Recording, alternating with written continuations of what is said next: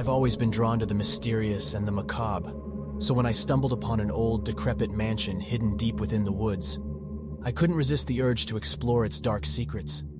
It was a misty evening as I made my way through the tangled undergrowth, the gnarled trees casting eerie shadows that seemed to dance in the fading light. The mansion stood before me, its once grand facade now a crumbling ruin. The windows were shattered, and the front door hung precariously on its hinges. As I stepped inside, a shiver ran down my spine. The air was heavy with a musty, damp smell, and the only sound was the echo of my footsteps against the worn wooden floor. The first room I entered was a grand foyer, its walls adorned with faded, peeling wallpaper. A massive, dust-covered chandelier hung from the ceiling, its crystals glinting dully in the dim light. I moved cautiously, my heart racing with a mixture of excitement and trepidation.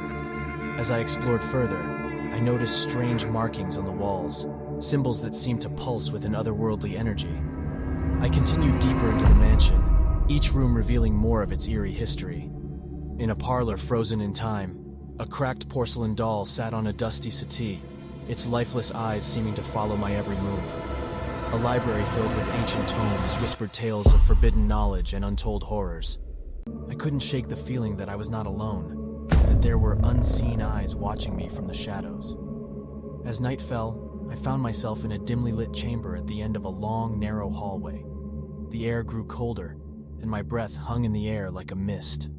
In the center of the room, an ornate mirror stood, its frame adorned with intricate carvings. I gazed into its reflective surface, and my blood turned to ice. The reflection staring back at me was not my own. It was a figure with sunken eyes and a twisted grin, a visage of pure malevolence. My heart raced and I stumbled back, my mind reeling with terror. I tried to tear my gaze away from the mirror, but it held me captive, drawing me deeper into its depths.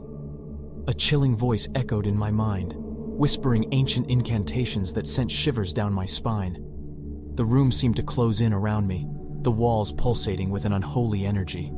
I fought to break free from the mirror's grasp, my screams drowning in the suffocating darkness.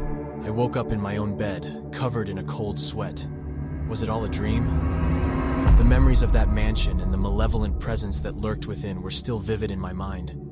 I tried to convince myself it was just my imagination, but a deep unease settled in my chest. Days turned into weeks, and I couldn't shake the feeling that something had followed me back from that accursed mansion. Shadows seemed to writhe at the corners of my vision, and strange whispers echoed in my ears when I was alone. Sleep became elusive as nightmares of the twisted figure in the mirror haunted my nights. I knew I had to confront whatever darkness I had unleashed.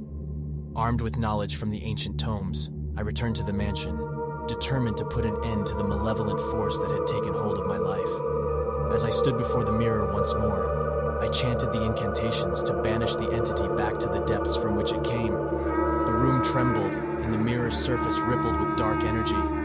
The figure in the reflection contorted in agony before dissipating into nothingness. The mansion seemed to sigh in relief, its walls no longer pulsating with dread. As I left the mansion for the last time, a weight lifted from my shoulders. The woods were quiet, and the mist had cleared, revealing the pale light of dawn. Though the horror of those days will forever remain etched in my memory, I walked away with a newfound appreciation for the light and a cautionary tale of the dangers that lurk in the shadows of the unknown.